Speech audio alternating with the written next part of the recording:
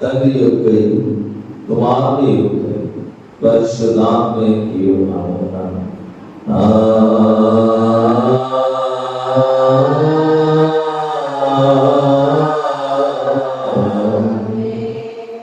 నీవును నీ సత్యమును బయలుదేరి క్షేమవి నాకు త్రవచ్చును అవి నీ పరిశుద్ధ పర్వతములకు నీ నివాస స్థలమునకు నన్ను తోడుకొనవచ్చు.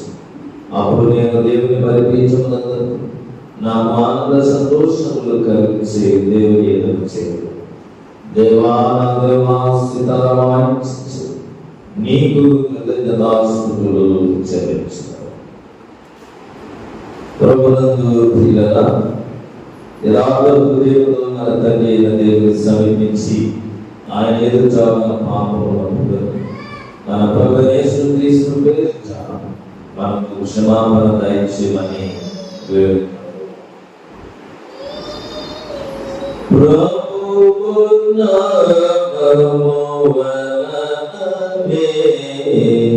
మనకు సహాయము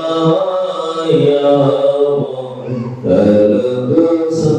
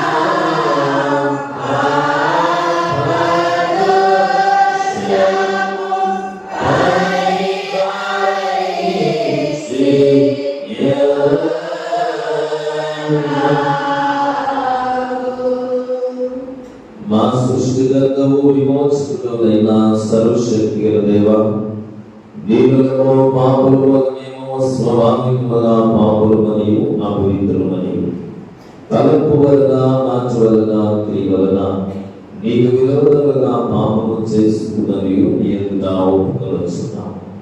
కావున మేము మా ప్రభువైన యేసుక్రీస్తు నిమిత్తమున నీ కృపను వేడుకొనొచ్చు.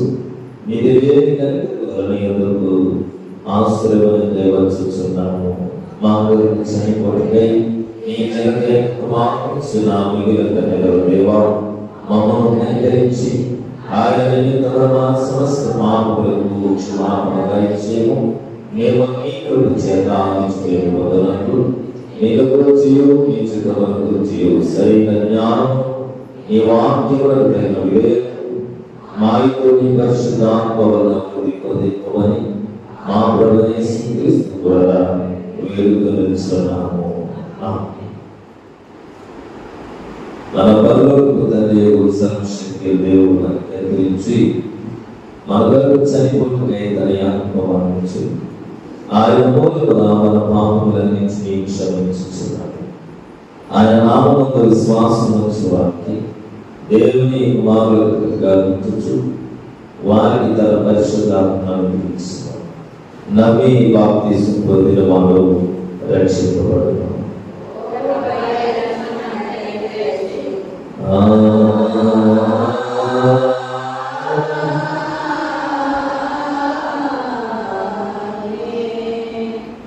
క్రితము తరగతి 21వ ఆదివారం ఏర్పాటు చేసుకున్న ప్రారంభ గీతాన్ని చదవగలిగినము.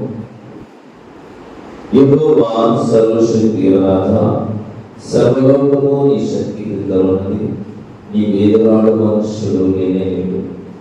నీవు భూమి ఆకాశములకు ఆశ్చర్యకరమైన వాటిని కలుగజేస్తున్నావు. నీవు సర్వమునకు ప్రభువు. యెహోవా తన శాస్త్రమును అనుసరించి నిర్దోషులుగా నడుచుకున్న వారు ఇంతటితో ప్రారంభ గీతము ముగిస్తున్నది. Amen.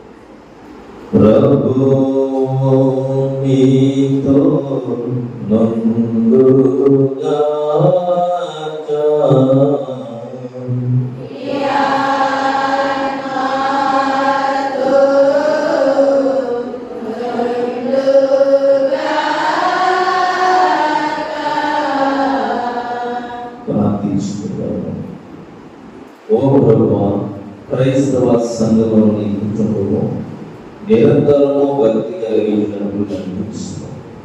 నీ సంరక్షణ చేత కీడులన్నింటిని నింపాలి.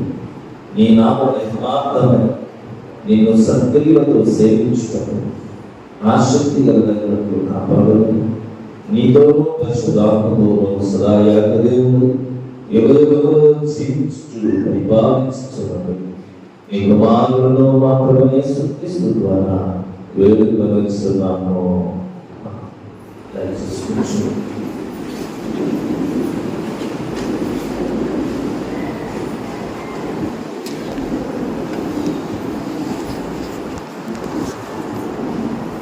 ఏర్పరచుకున్న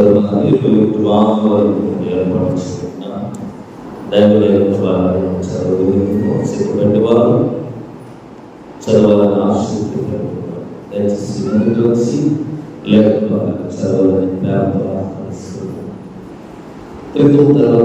రాజులకు ఏర్పరచుకున్న పత్రిక బాధ్యులను ఐదస్సు పత్రిక 6వ అధ్యాయం 10వ వచనం నుండి 17వ వచనం. ఐదస్సు పత్రిక 6వ అధ్యాయం 10వ వచనం నుండి 17వ వచనం.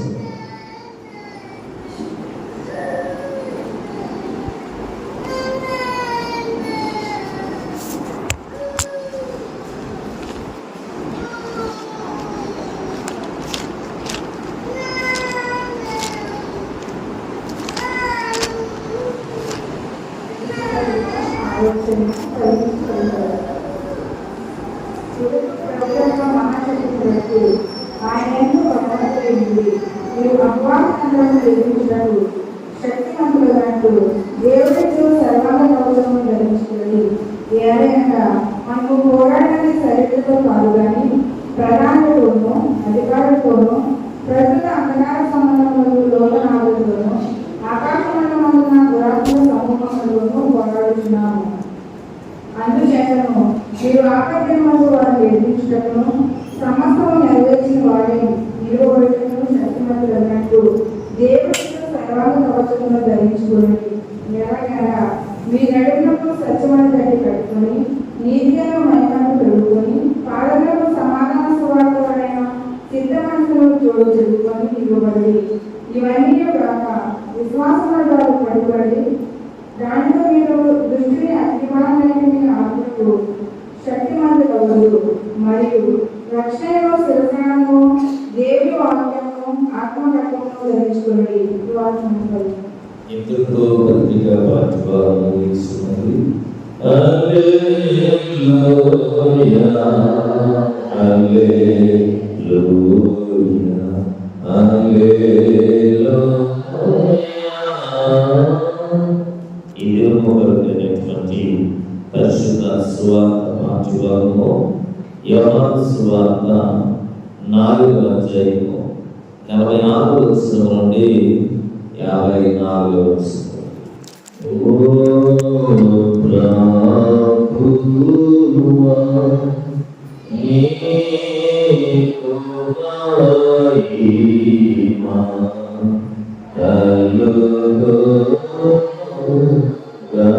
కలుగుగాక.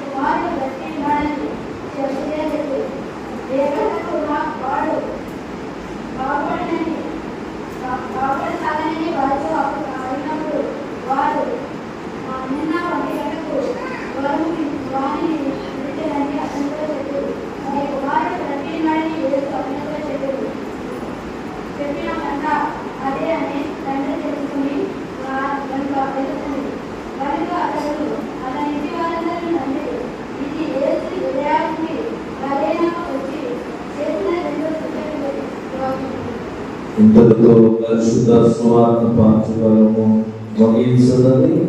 ఓ క్రీస్తు నీకు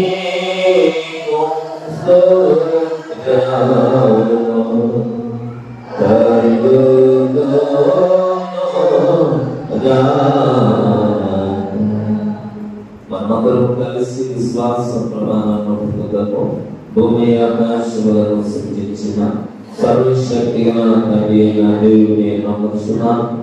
ఆయన యొక్క కుమారులను మన ప్రభువైన యేసుక్రీస్తు నమ్ముచున్నాను. ఈయన పరిశుద్ధాత్మ వలన గర్భములో ధరింపబడి గలిలయమై పుట్టి పొంది పిలాతు అధికారము కింద శ్రమపడి సిలువ వేయబడి చనిపోయి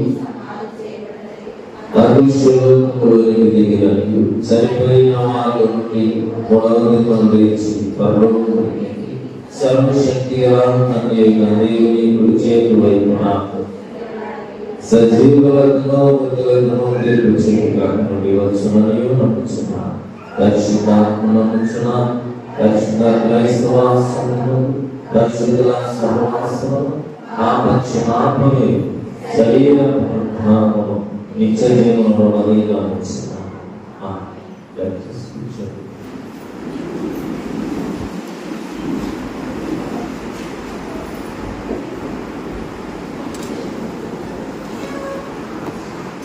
కీర్తన పుస్తకం నుండి 144 వరకు క్రీస్తు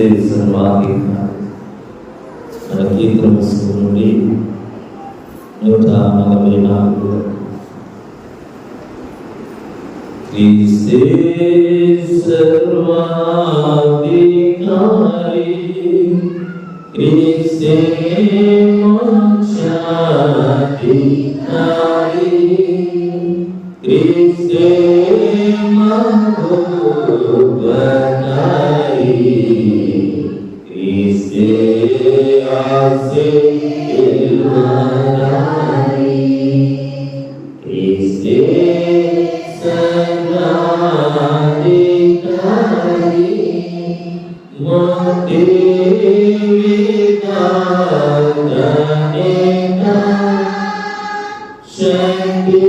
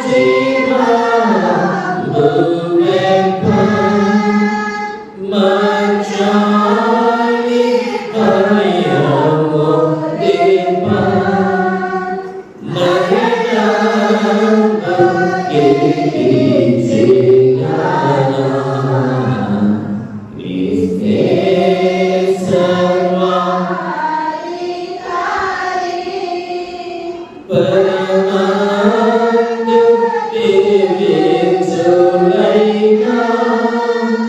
దయాళు మనోజులైనా ప్రతినాలుగా మోకాలు ప్రభుని భజించుగానా. ఇస్తే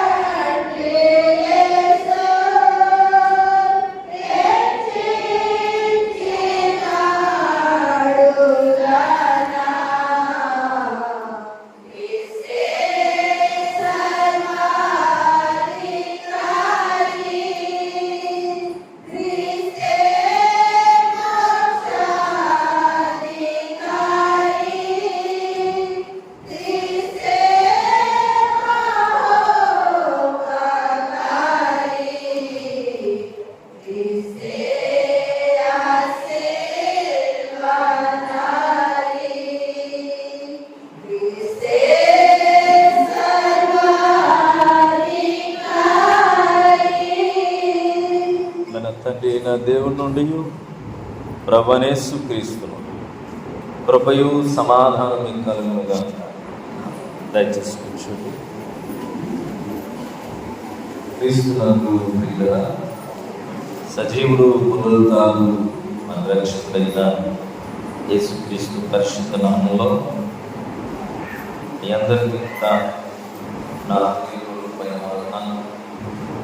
దేవుడు మిమ్మల్ని మీ కుటుంబాల్లో దీవించుకున్నాక దేవుని యొక్క మహాత్మను బట్టి మనమందరము తిరుమలలో 21వ ఆదివారంలోనికి ప్రవేశించడానికి దేవుడు మనకిచ్చిన ధన్యతను బట్టి దేవాది దేవునికి స్తుతులు చెల్లిస్తున్నాను.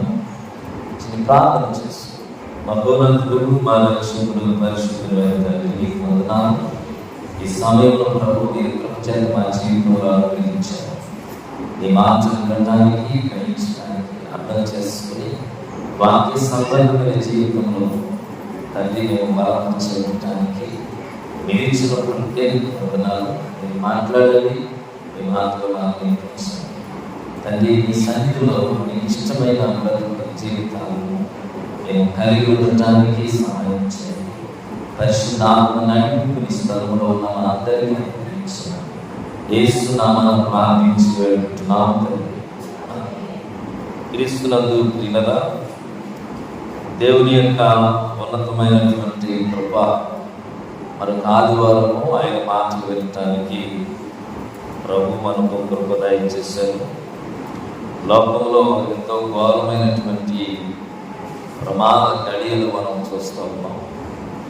బయటికి వెళ్ళిన వారు తిరిగి వస్తారు అనేటువంటి భయంకరమైనటువంటి పరిస్థితి. ఈ అక్టోబర్ నవంబర్ మాసంలో చాలా ఘోరమైనటువంటి ప్రమాదాలు, యాక్సిడెంట్లు మనం చూస్తూ ఉన్నాం. ప్రయాణాల్లో చేస్తున్నటువంటి వారు అది క్షేమంగా ఇంటికి చేరుకున్నామంటే అది దేవుని యొక్క మహాకృప. దేవుడు ఆ రీతిగా మనల్ని బలపరిచి ఈ నవంబర్ మాసంలో 2వ ఆదివారము ప్రభు మనకి జీవాన్ని ఇచ్చి, ప్రారంభించి, క్షేమించి కుటుంబాలతో కలిసి ప్రభు సన్నిధిలో ఉండేటువంటి గొప్ప భాగ్యాన్ని దేవుడు అందించి ప్రాణము మరి విలువలేనిదిగా అయిపోయింది. మనుషులు కనుమరుగైపోతారు. నిన్న కనబడుతున్నటువంటి మనిషి ఈరోజు లేడు అని చెప్పడానికి చాలా సులువైంది. ప్రాణము చిటుక్కుమనిపోయినట్లుగా మనము చూస్తూ ఉన్నాం. అయితే దేవుడు మనకి ఇస్తున్నటువంటి క్షేమాన్ని బట్టి మనము జ్ఞాపకం చేసుకోవాల్సిన ఒక సత్యం ఏమిటంటే ఆయన సన్నిధి నుండి ఇంకా మనం ఏదో నేర్చుకోవాలని, ఇంకా ఆత్మీయంగా బలపడాలని, ప్రభు యొక్క పరిపూర్ణమైన చిత్తాన్ని మనం తెలుసుకోవాలని దేవుడు మనకు అవకాశం ఇస్తూ బలపరుస్తూ ఆయన సన్నిధిలోనికి నడిపిస్తూ ఉన్నాడు. ఆ విషయాలను మనము జ్ఞాపకం చేసుకోవాలని ప్రభు పేరిట మీకు మనవి చేస్తున్నాను. దేవుని సన్నిధిలోనికి దేవుడు మనం తీసుకుని వచ్చేటువంటి అర్థం ఆయన చిత్తాన్ని నువ్వు తెలుసుకోవాలని, ఆయన ఉద్దేశాలు నీకు బలపడాలని, ఇంకా పరిపూర్ణమైనటువంటి ఆత్మీయ స్థితిని నువ్వు కలిగి ఉండాలని దేవుడు మన ఆయుష్ను పెంచుతూ ఆయన సన్నిధిలోనికి చేరే భాగ్యాన్ని దయచేస్తున్నాను. ఈ సత్యాన్ని మనము గ్రహించాలి. ప్రభునందు ప్రియులారా, లోకంలో విచిత్రమైనటువంటి క్రైస్తవులు ఉన్నారు. క్రైస్తవ్యాన్ని వారు నిర్వచించుకున్న విధానము చాలా భయంకరమైనది. అందుకనే సంఘాలు కూడా విపరీతంగా పెరిగిపోతూ వస్తున్నాయి. ఎక్కడ చూసిన ప్రజలు సంఘాలలో విపరీతంగా పెరుగుతూ ఉన్నారు. దానికి కారణము వారికి కలిగి ఉన్నటువంటి బోధ అని మనం అనుకుంటాం. కానీ జనసంఖ్య సంఘాలలో పెరుగుతున్నప్పుడు దానికి ప్రధానమైన కారణం ఏంటంటే వారిలో ఉన్నటువంటి అవసరత వారిని నడిపిస్తున్నదా. కొన్ని సంఘాలను మనం వెళితే ప్రభునందు పిల్లగా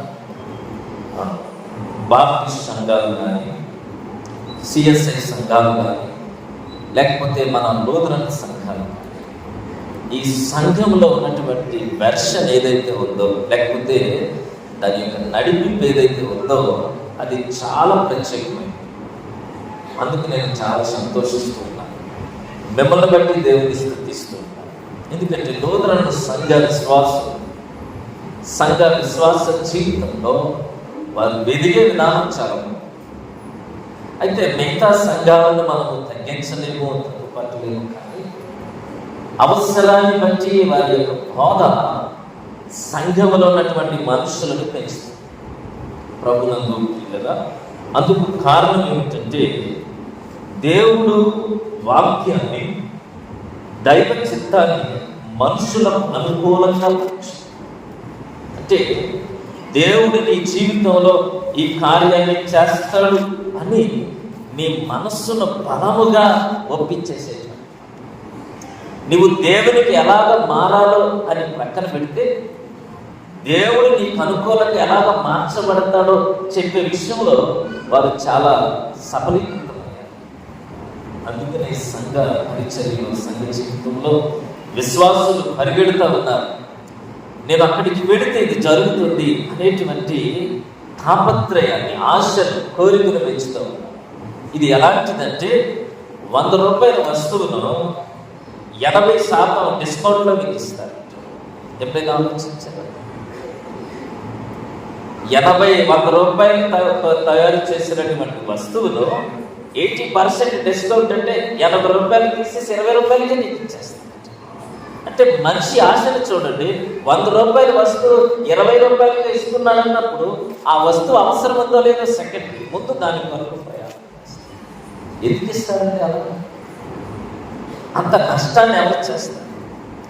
మనిషి కూడా అంతే. అమ్మా, నువ్వు ఎలాగ బ్రతికినా దేవుడు నీకు ఆశీర్వాదాలు ఇచ్చేస్తాడు అనేటువంటి బోధ మనుషులను పరిగెత్తిస్తుంది.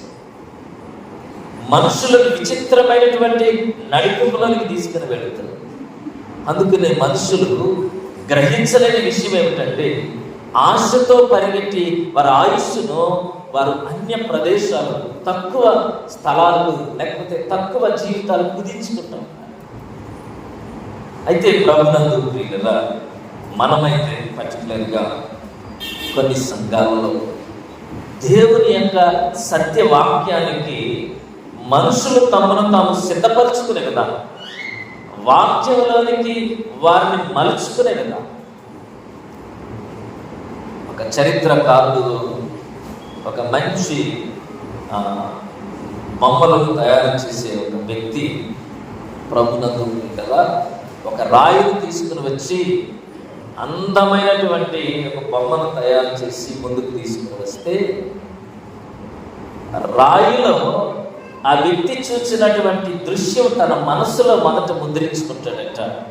అప్పుడు ఆ బండరాతిని చక్కటి బొమ్మగా తయారు చేసినట్లుగా దేవుని చిత్తంలోనికి బండ వంటి మన జీవితాలను దేవుడు రూపిస్తూ ఉన్నప్పుడు ఆయన మనసులో ఏ రూపంలో నీవు ముద్రించబడ్డావో వాక్యం అనేటువంటి ఆ యొక్క ఉన్నతమైన శిల చేత నీవు ఆ రూపంలోనికి మార్చబడటం అనేది క్రైస్తవ జీవితం. నీవు ఆ రీతిగా మార్పు చెందటానికే దేవుడు తన వాక్యాన్ని నీకు అనుగ్రహిస్తాడు.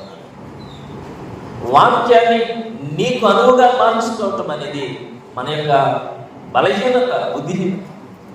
కానీ వాక్యానికి నిన్ను నీవు అనువుగా మార్చుకోవటం, వాక్య సంబంధమైన జీవితంలోనికి నిన్ను రూపొందించుకోవటం దేవుడు మనకిచ్చేటువంటి ఆశీర్వాదకరమైన స్థితి. అది కొన్ని సంఘాలకు దేవుడు అనుగ్రహించాడు. అందుకనే పేతురుతో దేవుడు మాట్లాడుతూ ఉన్నాడు. పేతురు, నేను ఎవరు అనుకుంటున్నావు నీవు? పేతురు అంటాడు, నీవు సజీవుడు అయినా దేవుని కుమారుడు అయినా క్రీస్తువు. ప్రభు అంటాడు, ఈ బండ మీద నా సంఘమును కట్టుదును. ఏ బండ మీద? నీ మనస్సులో నా గురించి నీవు అనుకున్నటువంటి ఆ ఉన్నతమైన స్థిరమైనటువంటి స్థితి మీద, ఆ విశ్వాసము మీద సంఘాన్ని కడతాను. సంఘం ఎక్కడ కట్టబడింది అంటే క్రీస్తు నిజమైన దేవుని కుమారుడు, ఆయనే సజీవుడైన దేవుడు అనేటువంటి పునాది మీద సంఘము కట్టబడింది. నీవు అనుకున్నటువంటి స్థితిగతుల మీద సంఘము కట్టబడలేదు. ప్రభునందు యోహాను సువార్తలో 7 అద్భుతాలు రాశారు. 7 అద్భుతాలను అన్నిటినీ రాస్తూ పరిశుద్ధాత్మ దేవుడు రాసినటువంటి క్రమము చాలా అద్భుతమైనది. ఆయన ఖానాలోనట మొదటి సూచక్రియ చేశారట. అప్పుడు ఆయన మాట్లాడుతున్న మాట ఏమిటంటే, తన తల్లి వచ్చి అడిగింది, అయ్యా ఈ సమయంలో అక్కడ ద్రాక్షరసం లేదు. ప్రభు అంటారు, నా సమయము, నా సమయం ఇంకా అంటే దేవుడు సమయాన్ని గురించి మాట్లాడుతూ ఒక సూచన చేశాడు. ఇది నా సమయము, ఇక నుండి కుమారుని యొక్క సమయము ప్రారంభించబడినట్లుగా, దేవుడు తన సమయంలో పనిచేస్తున్నట్లుగా నీటిని ద్రాక్షరసముగా చేసి మొదటి సూచక్రియ చేసినట్ట. అది సమయాన్ని సూచిస్తుంది.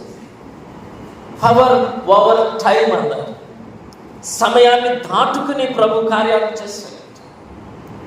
రెండవ సూచక్రియ ఏమిటంటే ప్రభునందు ప్రియులారా, యేసు ప్రభు ఖానాలో ఉన్నాడు, రోగి కపెర్నహూములో ఉన్నాడు. పవర్ ఓవర్ టు స్పేస్ అన్నారు. అంటే కాలాన్ని మాత్రమే కాదు, స్థలాన్ని కూడా దేవుడు ఆక్యుపై చేశాడు. అక్కడేమో తల్లి వచ్చి అడుగుతా ఉంది, సమయములో నువ్వు చేయవలసిన పని ఉంది. రెండవ అద్భుతంలో ఒక తండ్రి వచ్చి అడుగుతాడు. మూడవ అద్భుతంలో ఒక వ్యక్తి జీవితాన్ని చాలా పరిశుద్ధాత్మ దేవుడు క్రమానుకూలంగా ప్రభునందు ప్రియులరా రాసుకుంటూ వస్తాడు. ఆ మూడవ అద్భుతం తర్వాత మరి విస్తారమైనటువంటి రొట్టెను పంచిపెట్టడం జనాలు. దేవుడు ఒక చోట ఉన్నాడు, రాహు మరొక చోట ఉంది. ఖానాలో ఉన్నటువంటి దేవుడు తన వాక్కును పంపి, ఎంత వేగవంతమైన వాక్యం అంటే, తను అడిగిన తండ్రి ఇంకా మార్గమధ్యంలో ఉండగానే ఎప్పుడు తన వాక్కును దేవుడు ప్రకటించడో అప్పుడే కపెర్నహూములో ఆ కుమారుని జ్వరం విడిచిపెట్టింది. దేవుడు స్థలాలను కూడా దాటుకుని చేస్తాడు. యెషయా గ్రంథంలో ఒక మాట చదువుతాం, రక్షింప నేరకుండినట్లు నా హస్తము, దేవుని యొక్క హస్తము తాకని రాని స్థలం అంటే లేదు.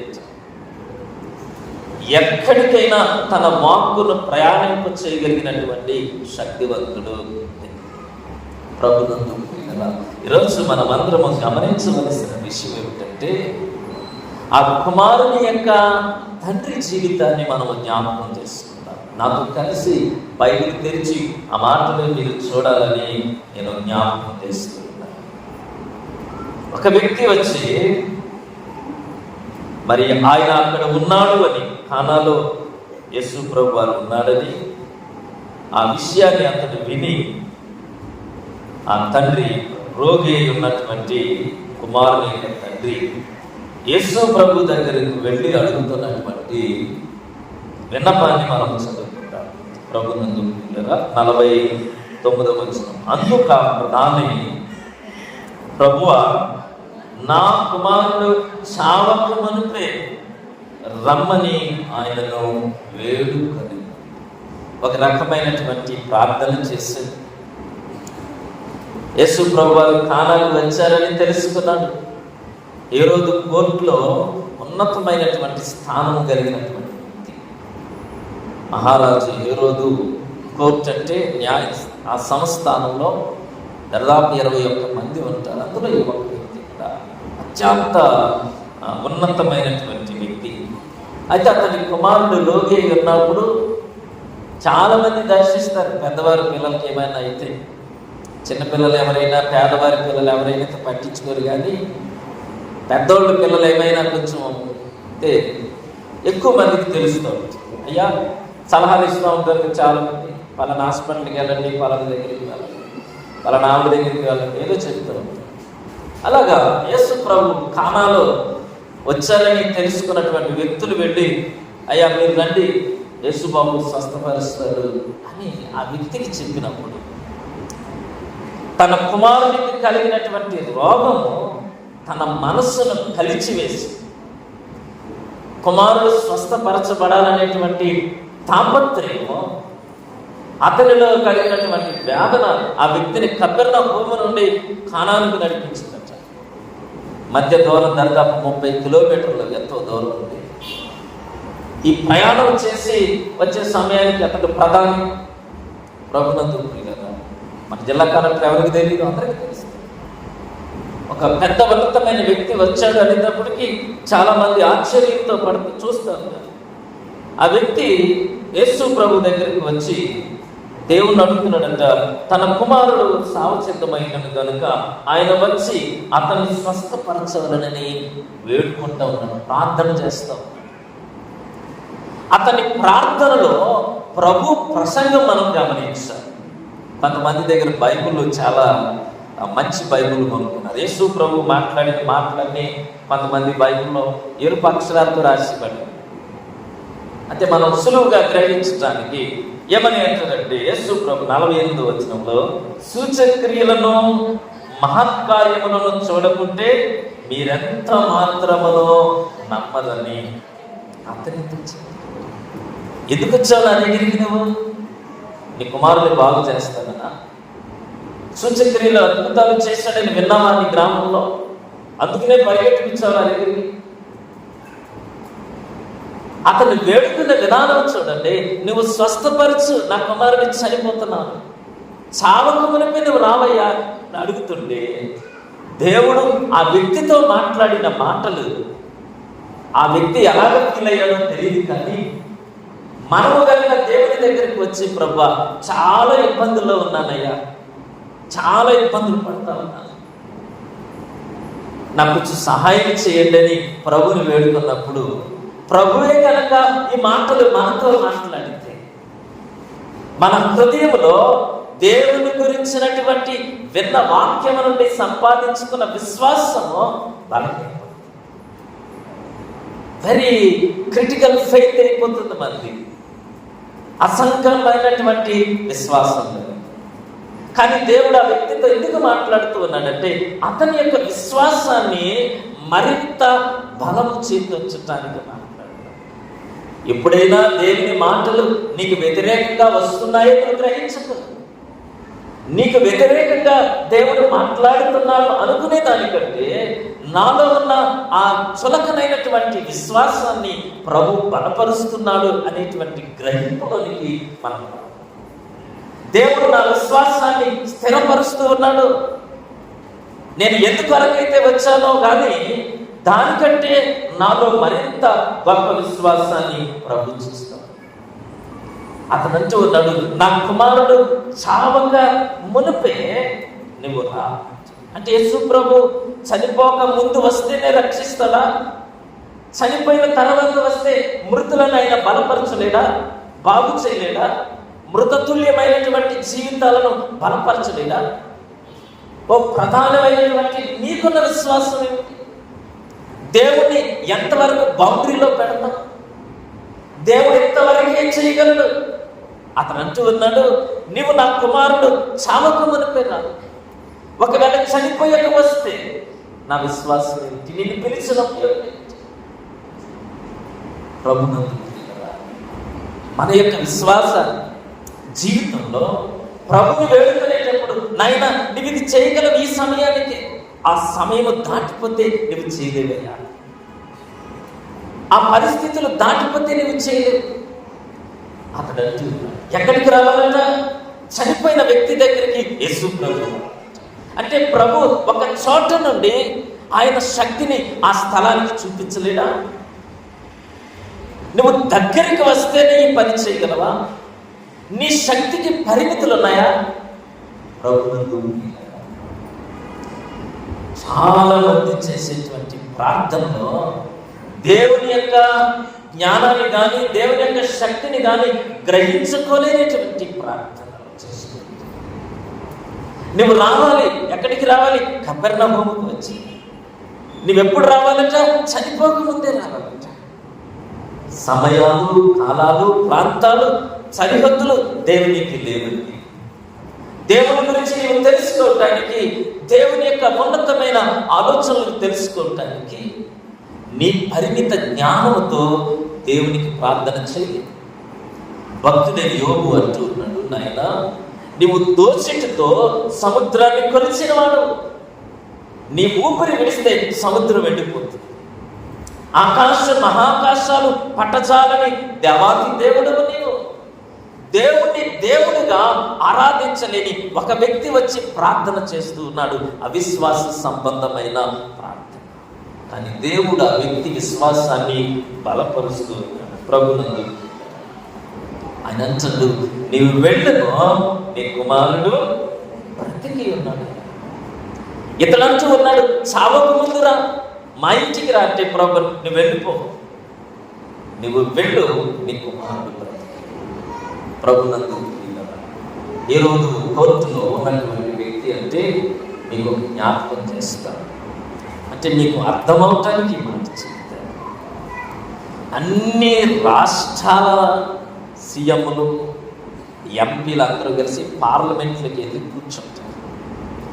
వారి ప్రాంతానికి సంబంధించి అతను ఒక్కడే. మనం వెళ్ళి పార్లమెంట్లో కూర్చోలేదు. మన కాన్స్టిట్యున్సీలో ఎమ్మెల్యేలు అంటారు, మన యొక్క ఎంపీ కూడా ఉంటుంది. ఇతడు ఒక్కడే ఢిల్లీ వెళ్ళి అక్కడ కూర్చోవచ్చు. ఆ ఉన్నతమైన స్థితి ఏ రోజు కోర్టులో కూర్చున్నటువంటి స్థితి ప్రధానికి ఇచ్చారు. ఆ ప్రధాని చాలా ఉన్నతమైన వ్యక్తి, కానీ అతను విన్నటువంటి మాటలు ఆ వ్యక్తిని దేవుని దగ్గరికి నడిపించాయి, కానీ సరైనటువంటి విధానంలో నడిపించాయి. కానీ దేవుని దగ్గరికి వచ్చిన తర్వాత దేవుని యొక్క ఒక మాటను గ్రహించాలి. నీవు నమ్మిక ఎలా ఉండాలి అంటే మహత్కార్యాలను, సూచక క్రియలను బట్టి కాదయ్యా, దేవుని మాటను బట్టి, దేవుని యొక్క మాటను బట్టుకుని నీ విశ్వాసం వచ్చాలి. దేవుని మాటను గురించి అక్కడ వ్రాయబడిన మాట 50వ వచనం నుండి చదువుతాను. ఆ మనుషుడు యేసు తనతో చెప్పిన మాట నమ్మి వెళ్ళిపోయి, నీ కుమారుడు బ్రతికి ఉన్నాడని దేవుడు చెప్పిన మాటను నమ్మి. ఎంత గొప్ప విశ్వాసమో! మా ఇంటికి రా, చావక మునుపు రా అని చెప్పిన మనిషి అట దేవుని మాటను నమ్మి వెళ్ళిపోయే విశ్వాసం. దాన్ని ఏమన్నారంటే కన్ఫర్మ్డ్ ఫెయిత్ అంటారు. Crisis faith becomes confirmed faith. సందేహంతో కూడిన విశ్వాసము సందేహము లేని నిశ్చిత విశ్వాసంలోనికి ఎలాగ ప్రవహిస్తుంది అంటే కేవలము దేవుని మాటలు.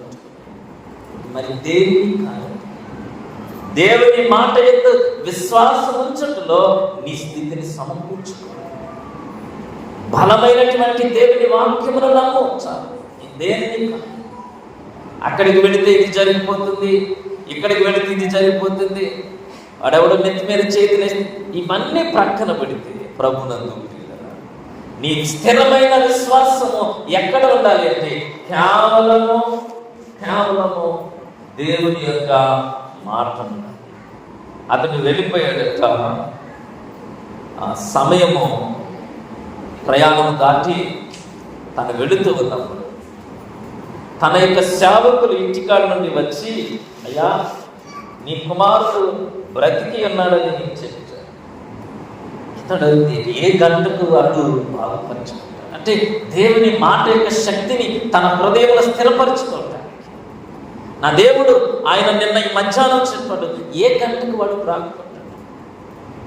నిన్న మధ్యాహ్నము 1 గంటకి జ్వరము అతన్ని విడిచిందని చెప్పాడు.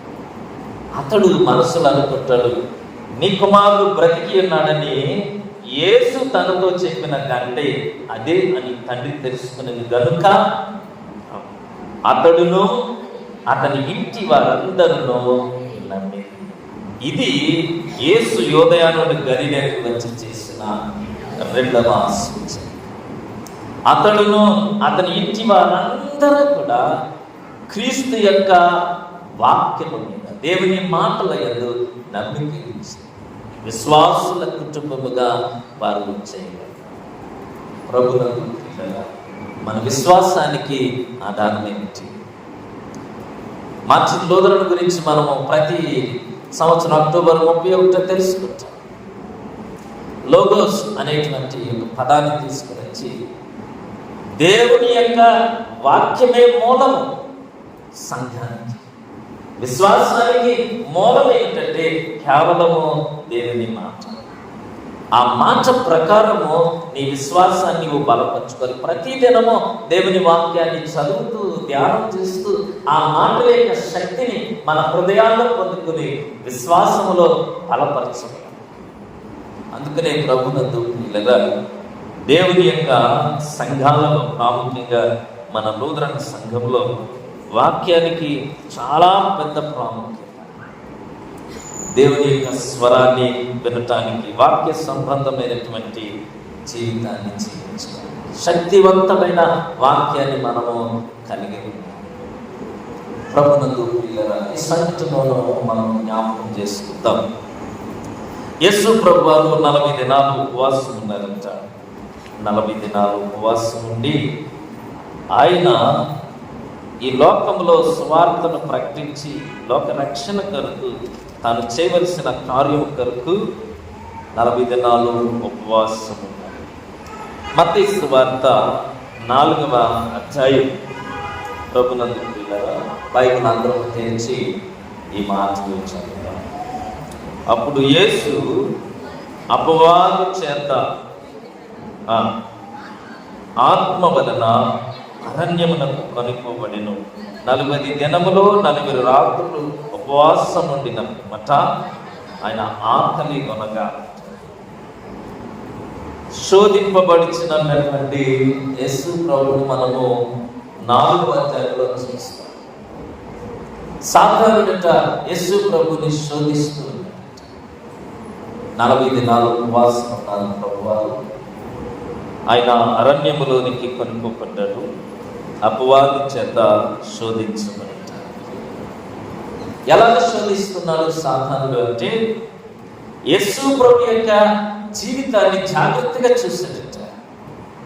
40 రోజులు ఉపవాసం ఉన్నాడు. ఈయన ఆకలి కొని ఉన్నాడు కాబట్టి ఈయన ఆకలితో నేను మాట్లాడి అతన్ని నేను జయించాలి అనేటువంటి తాపత్రయం చేత సాధనలో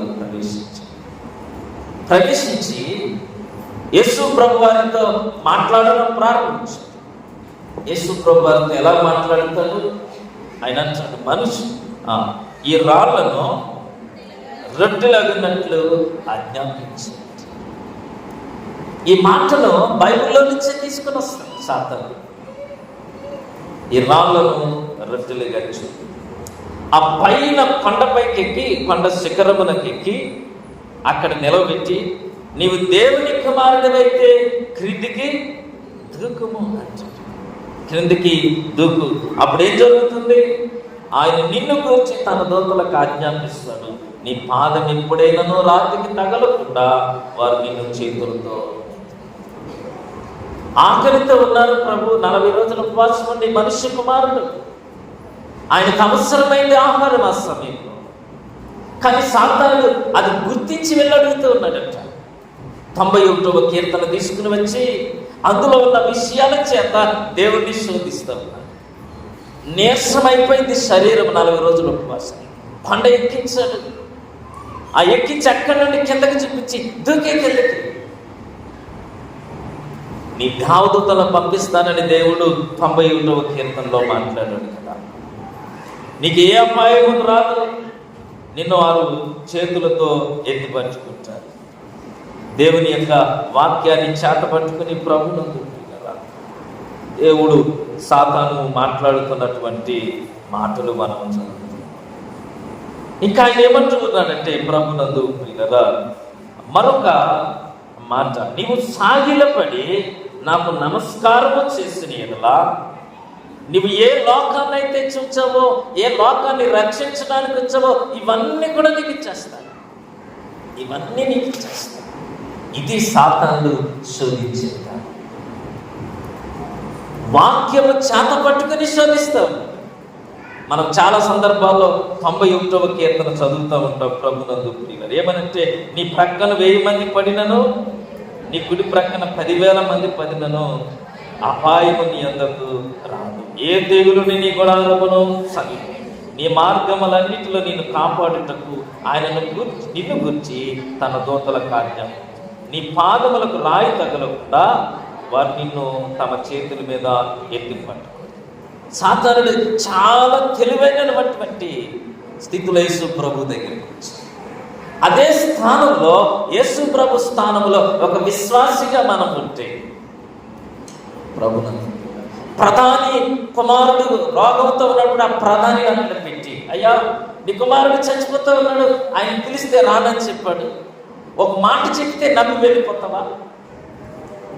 నీ ఇంటికి వచ్చి ఎలీషాలాగా ఏలియాలాగా కుమారుడి మీద నిలువుగా పడుకొని, ఇది కదా నీకు చేయాల్సింది.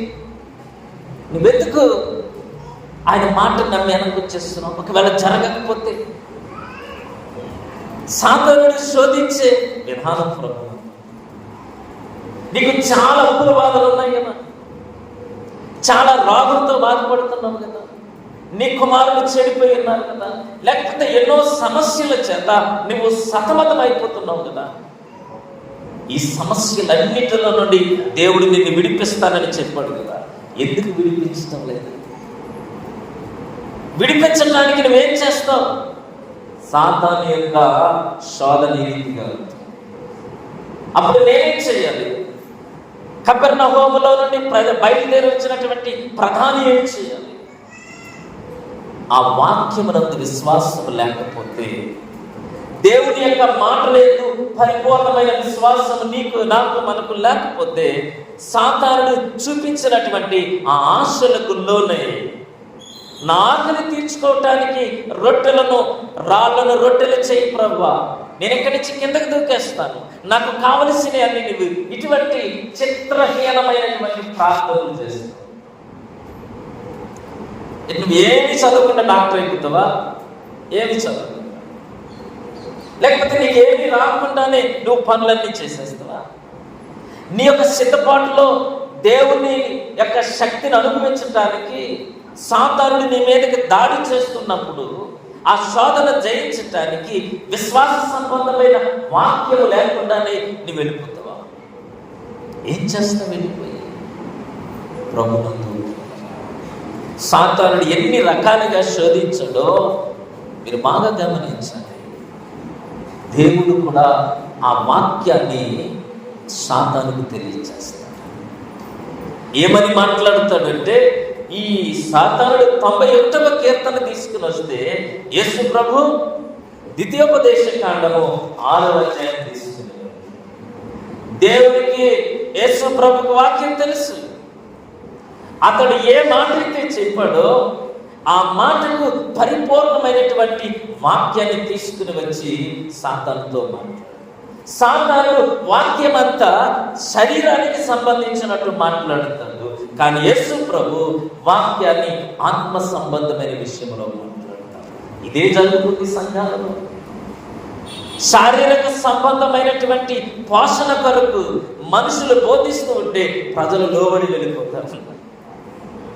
ప్రభునందు కదా, ఈ రాళ్లను రెట్టలగినట్లు చెయ్యి, ఆశ చూపించాడట ప్రభు. ద్వితీయోపదేశకాండం 8వ అధ్యాయము 3వ వచనంలో ఆయన చెప్పిన మాట, మనుషుడు రొట్టె వలన మాత్రమే కాదయా, దేవుని నోట నుండి వచ్చు ప్రతి మాట వలన జీవించాడు. సాతానుడు దేవుని మాటను తీసుకొచ్చాడు, యేసు ప్రభువారు కూడా దేవుని మాటను తీసుకుని వచ్చారు. దేవుని మాటలను వారు అర్థం చేసుకున్న విధానము, ఉపయోగించిన సందర్భము, దాన్ని ఏమన్నారంటే రీమా. రీమా అంటే దేవుని యొక్క వాక్యాన్ని నీవు సరైన రీతిగా అర్థం చేసుకుని దాని ప్రకారము విశ్వసించాలి. ఏదో చెప్పారు కదా అని ప్రయాణం చేయడం కాదు.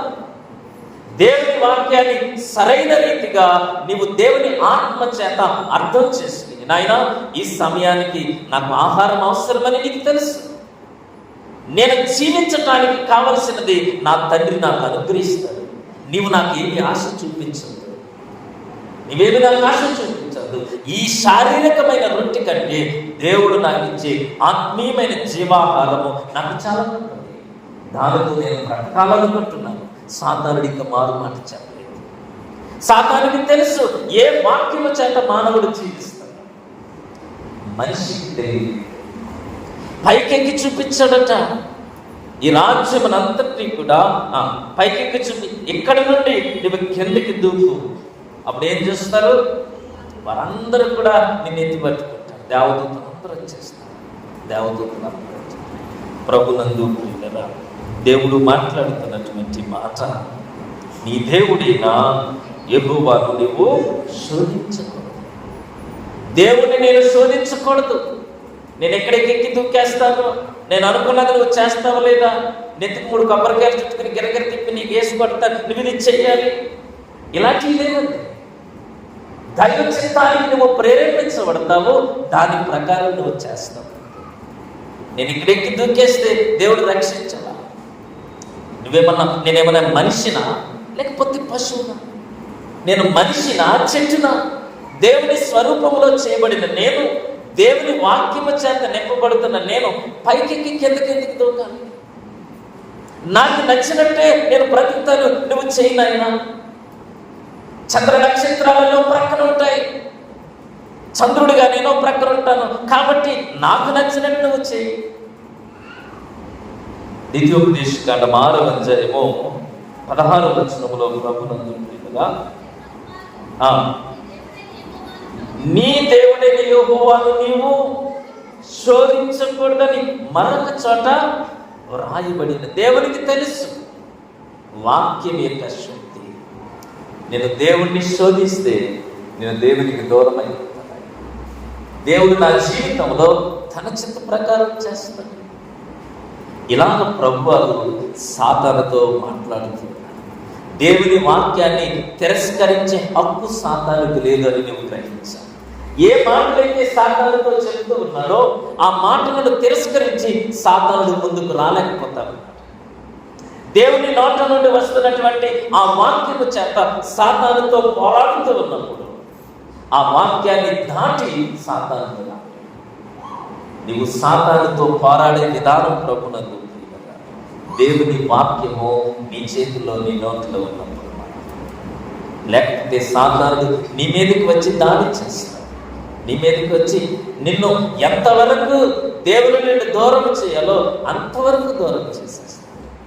అంతవరకు దూరం చేస్తాడు.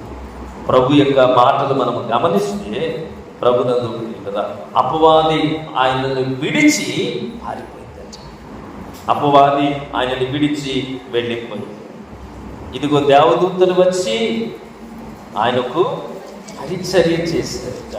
దేవుడు సాతానుతో పోరాడి ప్రభునందు ఎంత గొప్ప మరి మాట దేవుడు మనకు జ్ఞాపకం చేస్తూ ఉన్నాడు. దేవుని యొక్క దివ్యమైనటువంటి కృప మనల్ని బలపరుస్తూ, అందుకని దేవుని యొక్క వాక్యమును మనం జ్ఞాపకం చేస్తుంటే యాకోబు పత్రిక 4వ అధ్యాయంలో రాయబడినటువంటి మాట, 4వ అధ్యాయము 6వ వచనంలో చదువుతాం.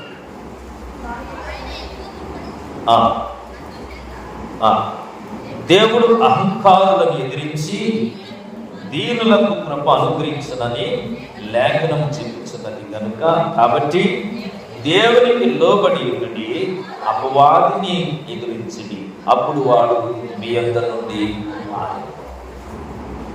దేవునికి లోబడి బ్రతకండి, అపవాదిని మీరు ఎదిరించండి, అప్పుడు వాడు మీ అందరి నుండి మారిపోవాలి.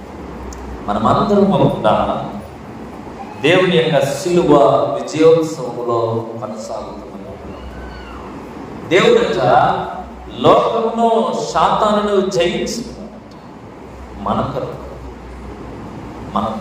ఆయన శిలువ శక్తి చేత మనందరినీ కూడా గొప్ప విజయములమై దేవుని యొక్క ఆనందాన్ని పొందుకునే విధంగా దేవుడు మనల్ని సిద్ధపరిచాడు.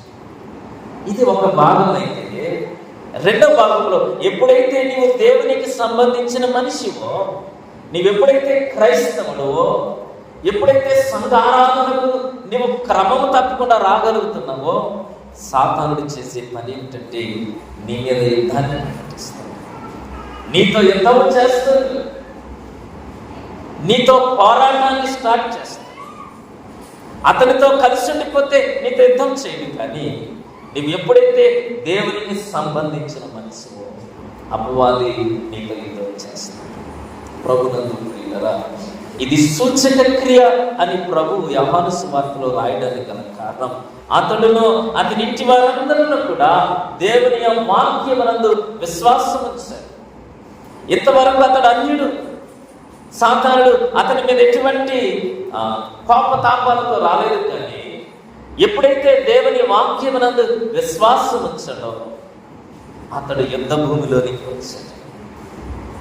అతని కుటుంబము దేవుని పక్షాన ఉండి సాతానుతో పోరాటమే.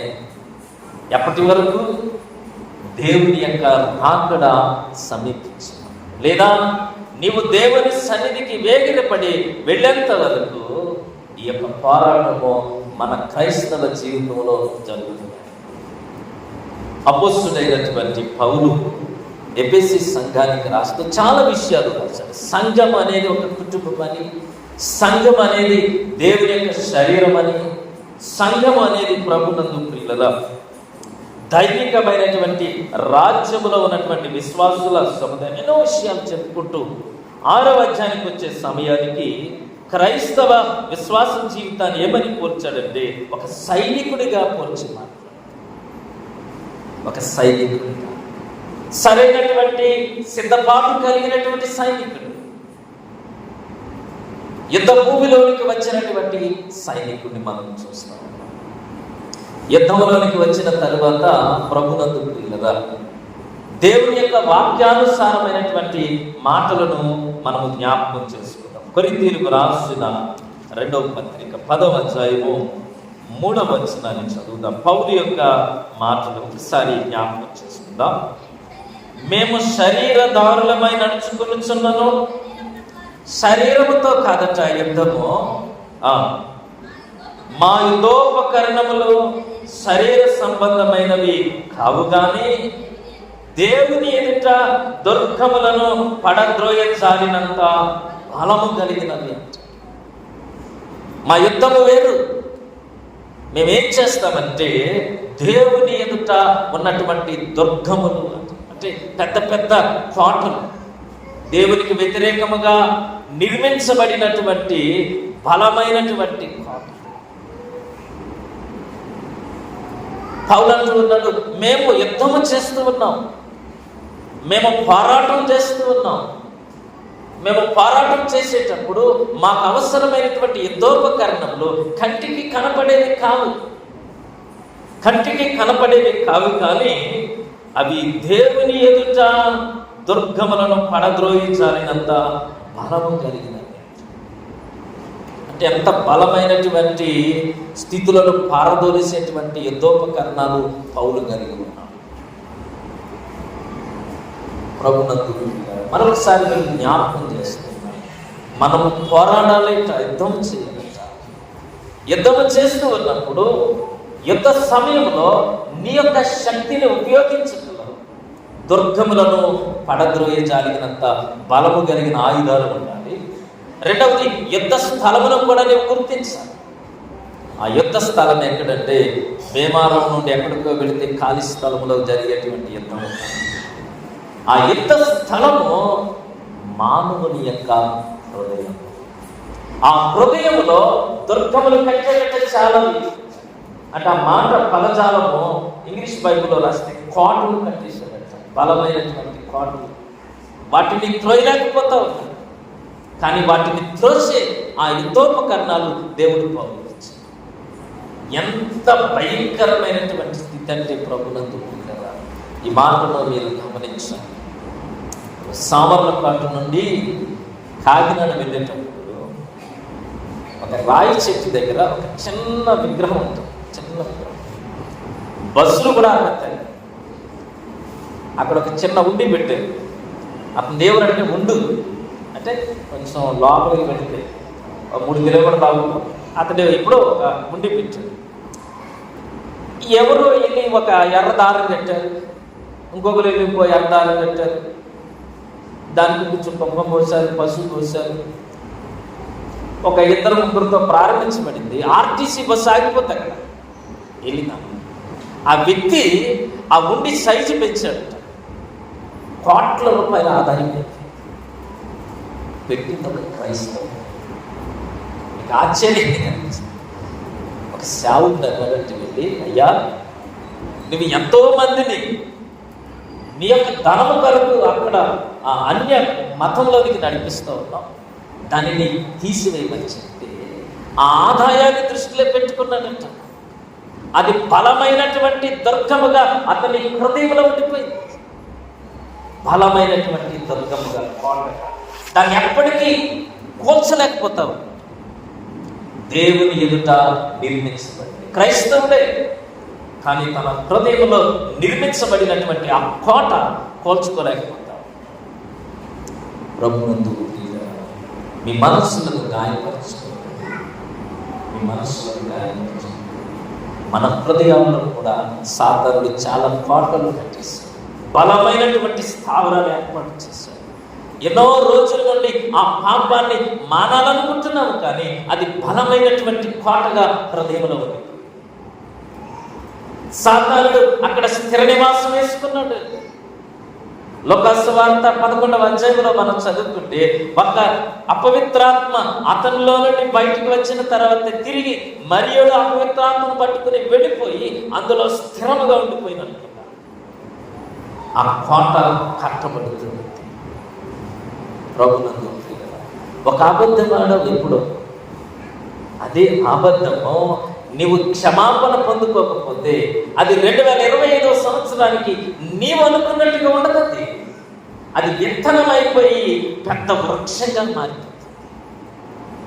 నీవు అనుకుంటాను ఎక్కడ నుండి ఒక చిన్న పాపమే కదా నేను చేశాను, అది నువ్వు కోల్చకపోతే ఆ పాపాన్ని సాతానుడు పెంచుకుంటూ వెళ్ళిపోతాడు. పెంచుకుని వెళ్ళిపోయిన తర్వాత జరిగే క్రియ ఏంటంటే పాపముతో దేవుని సన్నిధిలోనికి వస్తావు, పాపముతో దేవుని పాడతావు, పాపముతో ప్రార్థన చేస్తావు. ఎందుకంటే బలమైనటువంటి దుర్గాలను సాతానుడు హృదయంలో స్థాపించేశాడు. బలమైనటువంటి ప్రభుని ఇప్పుడు అంటూ ఉన్నాడు ప్రభు, అయ్యా మేము యుద్ధము చేస్తూ ఉన్నామండి. మా యుద్ధోపకరణములు ఎటువంటివంటే కంటికి కనపడవు, శరీర సంబంధమైనవి కావు. ఇదిగో ఇటువంటి హృదయాలలో కోటలు కట్టుకుని సాతానుడు ఉన్నప్పుడు వాటినన్నిటినీ తీసివేసే యుద్ధాన్ని చేయటానికి దేవుడు మమ్మల్ని సిద్ధపరిచాడు. క్రీస్తునందు ప్రియులారా, నీవు యుద్ధము చేయటానికి దేవుడు నిన్ను ఏర్పాటు చేసుకున్నాడు. నీవు యుద్ధము చేయటానికి నేను ఈ మాటలు జ్ఞాపకం చేస్తాను. ఎఫెసీయులకు రాసిన పత్రిక 6వ అధ్యాయము 10వ వచనంలో చదువుకుంటే, తుదకు ప్రభు యొక్క మహాశక్తిని బట్టి ఆయన యందు బలవంతులై ఉండండి. దేవుని యొక్క శక్తిని పొందుకొని బలవంతులై, నీ శక్తి చేత వాటిని కోల్చు. నువ్వు సరైనటువంటి క్రైస్తవ విశ్వాస జీవితంలో నువ్వు జీవించగలిగితే దేవుడు నీకు ఇచ్చేటువంటి శక్తి చేత వాటినన్నిటినీ క్రోధేస్తాడు. దేవునికి స్తోత్రం కలుగును గాక. హల్లెలూయా. ప్రభునందు మనం అనుకుంటాము, చాలాసార్లు మీకు చెబుతూ వచ్చాను, దేవుని యొక్క కార్యక్రమం, దేవుని యొక్క ఉద్దేశం, దేవుని యొక్క విశ్వాస జీవితానికి మనం అడ్డుగా వస్తున్నామంటే దాని అర్థం మనం సాతాను యొక్క శక్తి చేత పట్టబడి, లేదు దేవుని యొక్క శక్తి చేత మనం నింపబడితే మనం సాతానుకు వ్యతిరేకంగా పోరాటం చేస్తాం. దేవుని కార్యక్రమాలకు నీ వ్యతిరేకంగా వస్తున్నావా? నువ్వు సాతాను శక్తి చేత దేవుని కార్యాలను చేయటానికి నీవు సిద్ధపడ్డావంటే దాని అర్థం దేవుని యొక్క శక్తిని బట్టి నీవు నింపబడి అపవాదిని నువ్వు ఎదిరిస్తావు. అపవాదిని ఎదిరించాలి అంటే ప్రభునందు కదా మనకు దేవుడిచ్చేటువంటి ఆత్మ సంబంధమైనటువంటి యుద్ధం అవసరాలు, లేకపోతే పరికరాలు మనకు అవసరం. మీకు ఈ మాట జ్ఞాపకం చేస్తాను. మనందరికీ తెలుసు, సమూయేలు 2వ గ్రంథం 11వ అధ్యాయంలో రబ్బా పట్టణంలో మహాయుద్ధం జరుగుతుంది. యావాషు వెళ్ళాడు, సేనాధిపతి వెళ్తే దావీదు మహారాజు పాపం చేశాడు. పాపం చేసి ఆ పాపాన్ని కప్పిపెట్టడానికో లేకపోతే దానికి సాక్ష్యాలు లేకుండా చేయటానికో ఆ సైన్యంలో పనిచేసేటువంటి ఉరియాను పిలిచి అంటాడు, ఉరియా ఈ ఉత్తరం పట్టుకెళ్ళి సేనాధిపతికి. ఆ సేనాధిపతి అది చదివినప్పుడు, ఉరియాని నువ్వు ఎక్కడ పెడతావంటే గోడ మీద నుండి యుద్ధం చేసే వారి దగ్గర పెట్టాడు. యావాషు ఏమనాలి? అయ్యా, ఉరియా కత్తితో కదా యుద్ధం చేసేవాడు, గోడ మీద ఉంటే బాణాలు చేస్తే ఇతను కత్తితో ఎలా అందుకుంటాడు దాన్ని అని అనలేదు. రాజాజ్ఞ. పట్టుకెళ్ళి తీసుకువెళ్ళి ఉరియాను ఆ గోడ దగ్గర యుద్ధం చేసి దగ్గర పెట్టాడు. కత్తి ఎంత దూరం అందుతుంది? వాడు 4 అడుగులు బిల్డింగ్ మీద నుంచి బాణాలు వేసేస్తూ ఉంటే కత్తితో ఎంతసేపు? బాణాలు విపరీతంగా వేసేస్తాడు ఉరియా.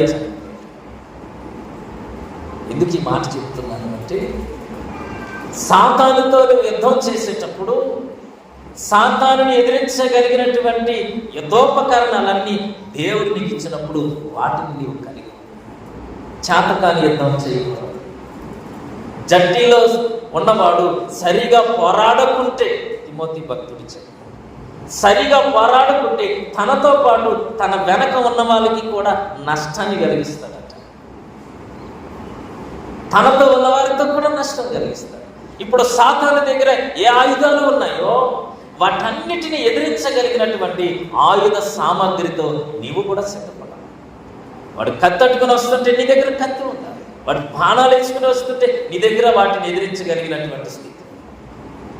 ఏది లేకుండా మనం వెళ్ళిపోయామనుకోండి, మనం ఏం చేస్తామంటే తలెస్తాం. ప్రభు ఏం చేసుకుంటాడండి? నీకేనా అర్థం? లేకపోతే గౌరీపట్నం వెళ్ళి మొక్కుబడి మొక్కుంటారంటే మెట్ల మీద నడుచుంటాయి. నీ మోకాళ్ళ మీద రక్తం వస్తే దేవుడు చూస్తాడు. అక్కడ సాతానుడేమో యుద్ధం చేయడానికి నీ దగ్గరికి వస్తూ ఉంటే ఏమిటండి చాలని పనులు? క్రీస్తునందు ప్రియులుగా అపోస్తుడైనటువంటి పౌలు చెప్తాడు, అయ్యా మీరు అపవాది తంత్రములను ఎదిరించాలి. మీరు అపవాది తంత్రాలు. అపవాది ఎటువంటి వాడో తెలుసా? అపవాది ప్రభునందు అక్యూజర్ అని రాస్తాడు. నీ మీద ఎప్పుడు నెపాలు మాపడానికి సిద్ధంగా ఉంటాడంట. ప్రకటన గ్రంథం 12వ అధ్యాయంలో చదువుకుంటే రాత్రి పగలు మానక నిత్యము నీ మీద నెపాలు మోపుతూ ఉంటాడు. వాడు నెపము మోపుతూ వచ్చాడు, నెపాలు మోపుతూ.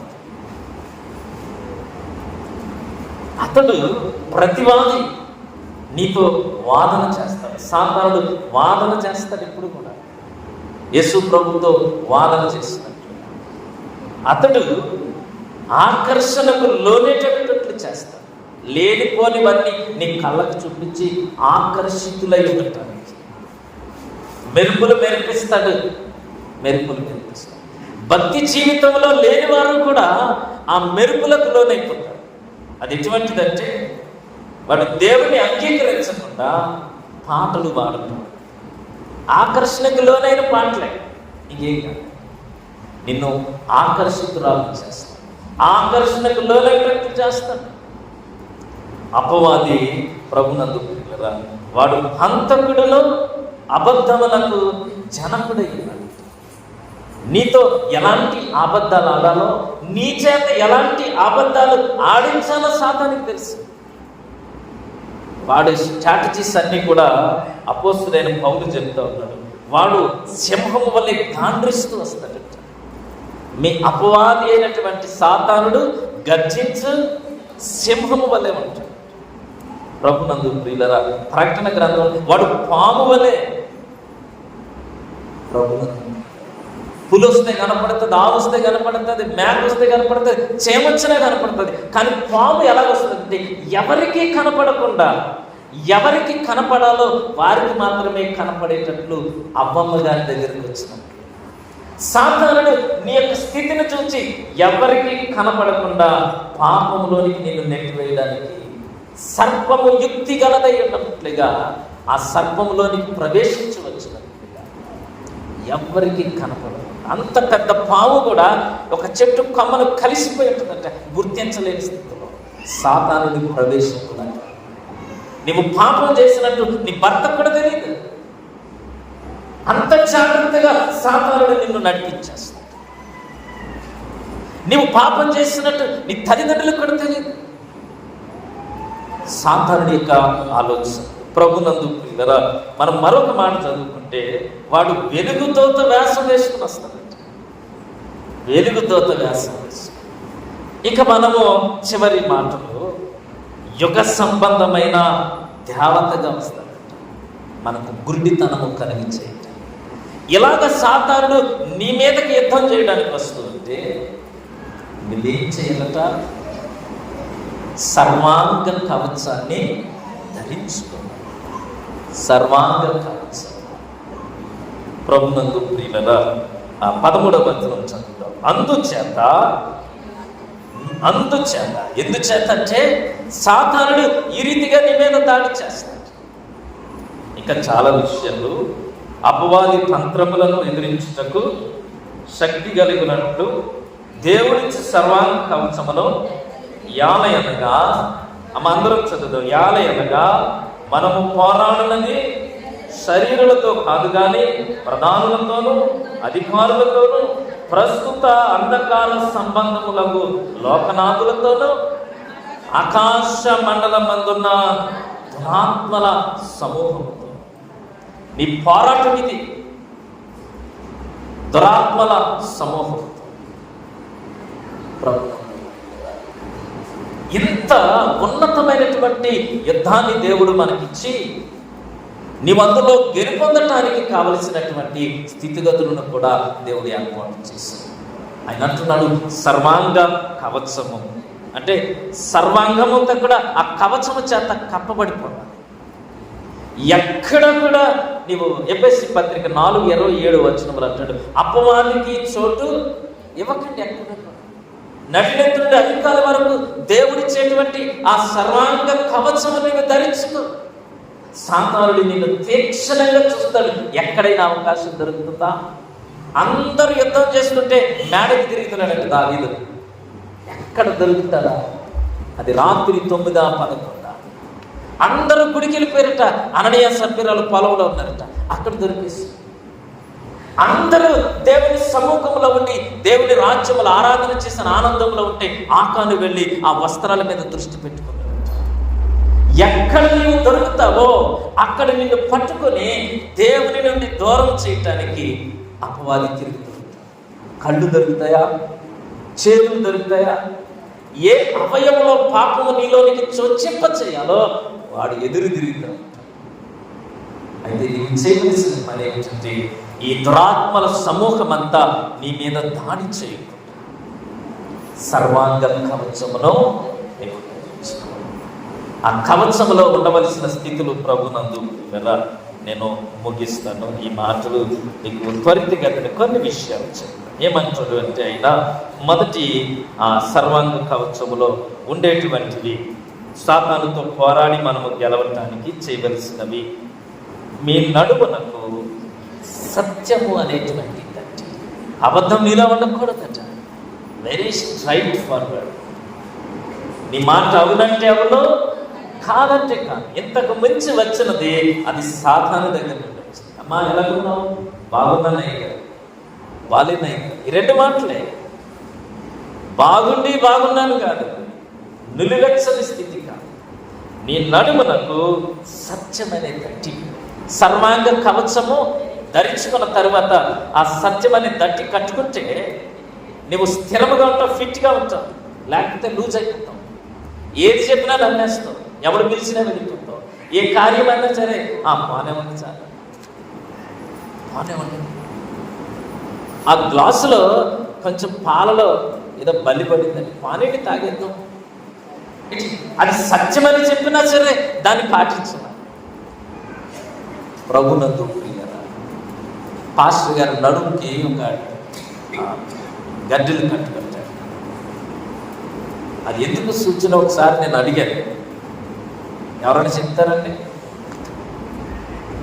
ఎవరైనా చెప్పగలరు? దేవునికి స్తోత్రం కలుగునుగా. నీవు సత్యం అనేటువంటి గట్టి, నీ జీవితంలో అసత్యం ఉంటే నీవు దేవుని సన్నిధిలో నిజాయితీగా బ్రతకలేదు, నిజమైన ఆరాధన చేయలేదు. సాతానుడు అసత్యాన్ని చూచి నీలోనికి ప్రవేశించి నిన్ను వెనక్కి లాక్కుని పోతాడు. నీ యొక్క స్థిరమైనటువంటి స్థితి సత్యమునకు ఆధారం కాదు.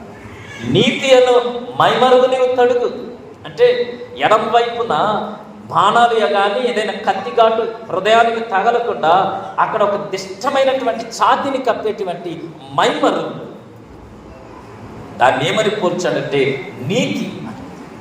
దైవనీతి నీ హృదయంలో ఎప్పుడు ఉండాలి, ఎప్పుడు దైవనీతిని కనపరచాలి. నీ హృదయము పాడైపోతే నీ జీవితం అంతా పాడైపోవడమే కాదు, నీ కుటుంబానికి కూడా శాపాన్ని తీసుకొని వస్తాయి. జ్ఞానైనటువంటి సొలొమోను తెలియచేసినటువంటి మాటలు 4వ అధ్యాయము సామెతల గ్రంథము 22వ వచనంలో, నీ హృదయమును జాగ్రత్తగా కాపాడుకో, దేవుని వాక్యము చేత నింపు. అక్కడ సాతానుడు వేసేటువంటి అనాలోచితమైన విషయాలు ఏమీ చోటుకో, ఏమివ్వకు. పుట్టినరోజు చేస్తున్నావా, పెళ్లి చేస్తున్నావా, లేకపోతే ఇంటి గృహప్రవేశం చేస్తున్నావా, ఏం చేస్తున్నావు?